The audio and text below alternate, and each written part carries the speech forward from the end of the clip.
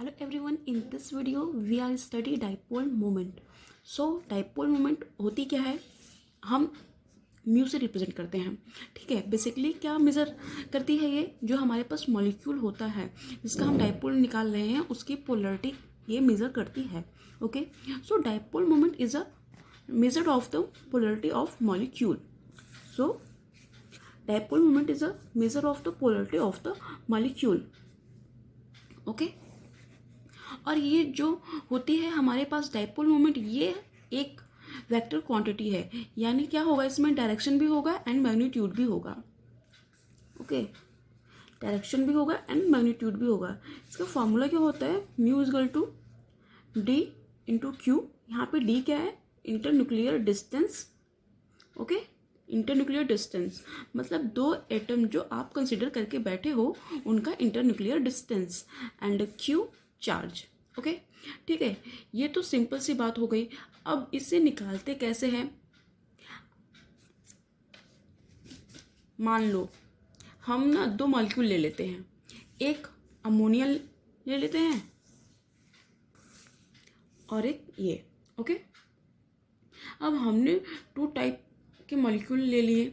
एक ऐसा मॉलिक्यूल है जिसमें लोन पेयर है एंड एक ऐसा जिनके पास इलेक्ट्रोनेगेटिव एलिमेंट प्रेजेंट है.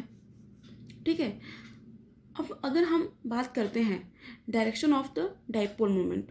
Okay, direction of the dipole moment क्या होगा, डायरेक्शन होती है कैसे, सेंट्रल एटम.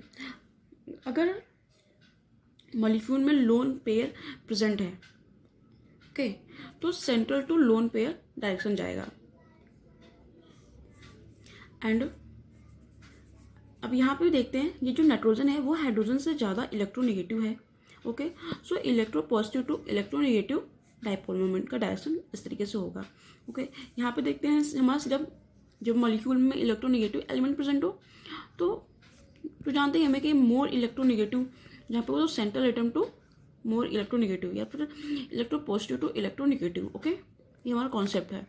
हमने क्लियर कर लिया है, एक बार मैं फिर से अच्छे से क्लियर कर देती हूँ कि जब मॉलिक्यूल में लोन पेयर प्रेजेंट हो तो central atom to lone pair dipole moment का डायरेक्शन होगा. एंड जब मॉलिक्यूल इलेक्ट्रोनेगेटिव होंगे जहाँ पे, वहाँ पे electropositive to electronegative dipole moment का डायरेक्शन होगा. ओके, मैंने क्लियरली दिखाया भी है. यहाँ देख रहे हैं आप लोग, कार्बन जो कि है electropositive comparison to fluorine. So direction हमारा कुछ इस तरीके से है. यहाँ पे भी आप देख रहे हैं, हमारा जो नाइट्रोजन है वो मोर इलेक्ट्रोनेगेटिव है कंपेरिजन टू हाइड्रोजन. सो हमारा कुछ इस तरीके से है. सॉरी, ये तो लोन पेयर है ना, तो ये अब हमें ये पता है कि जहाँ पे लोन पेयर होंगे वहाँ पे तो central atom to lone pair जाएगा. लेकिन जब यहाँ देखिए हमारा हाइड्रोजन है, ये हाइड्रोजन हमारा मोर इलेक्ट्रो पॉजिटिव है कंपेरिजन टू नाइट्रोजन. सो ये हमारा इसका डायरेक्शन कुछ इस तरीके से होगा डाइपोल मोमेंट का. ओके, सो यही होता है हमारा direction of dipole moment. Okay, इसके बाद हमने पिछले क्लासेस में बहुत ही छोटी सी वीडियो मेरी थी, maximum 3 to 4 minute I think, तो जिसमें कि हमने ये देखा था कि direction of the dipole moment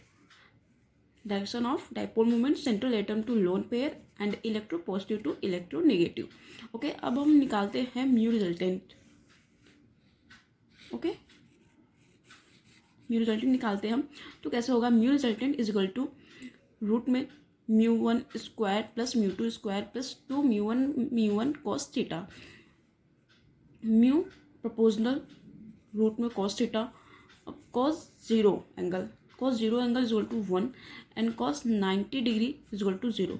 अब हम यहाँ पे क्या देख रहे हैं, अगर कॉस 90 एंगल है तो ये 0 एंड कॉस 0 एंगल है तो 1. ओके,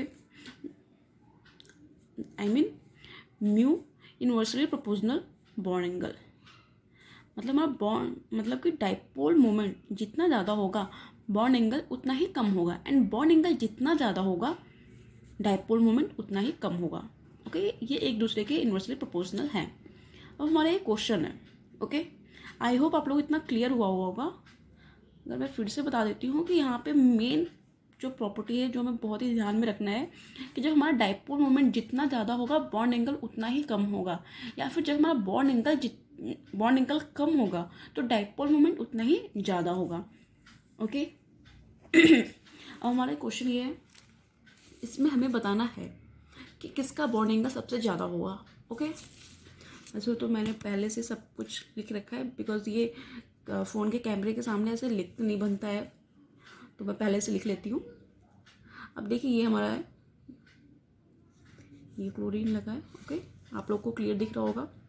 अब इसमें बॉन्ड एंगल किसका ज़्यादा है या फिर डाइपोल मोमेंट किसका ज़्यादा है, तो हम कैसे बताएंगे, तो हम देख सकते हैं। तो हम फर्स्ट ऑफ ऑल क्या देखेंगे, एंगल देखेंगे। ओके बिकॉज हमने यहाँ पे पढ़ा ना कि एंगल जितना ज़्यादा होगा डाइपोल मोमेंट उतना ही कम होगा, एंड एंगल जितना कम होगा डाइपोल मोमेंट उतना ही ज़्यादा होगा।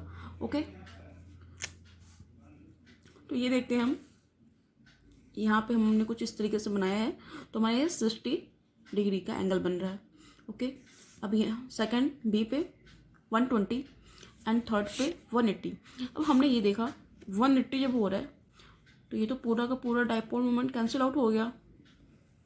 यहाँ पे हमने दिखाया ना 180 डाइपोल मोमेंट, बिकॉज हमने क्या देखा था कि electropositive to electronegative, electropositive to electronegative direction of the dipole moment, इस तरीके से डायरेक्शन है। सो हमारा डाइपोल मोमेंट तो 0 हो गया ना 180, बॉन्डिंग का सबसे ज़्यादा इसका है, सो डाइपोल मोमेंट सबसे कम यहीं का होगा, एंड सबसे कम बॉन्ड एंगल इनका है, तो डाइपोल मोमेंट इनका सबसे ज़्यादा होगा। ओके तो डाइपोल मोमेंट का हम अगर दिखाते हैं तो डाइपोल मोमेंट सबसे ज़्यादा ये है, देन आफ्टर ये, देन दिस, यहाँ तो है ही नहीं, 0 है। ओके आई होप आप लोग को क्लियर होगा। थैंक यू गाइज, और नहीं समझ में आया तो प्लीज़ कमेंट बॉक्स में मुझे कमेंट कीजिएगा।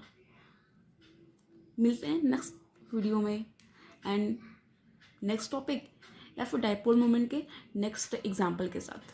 Thank you.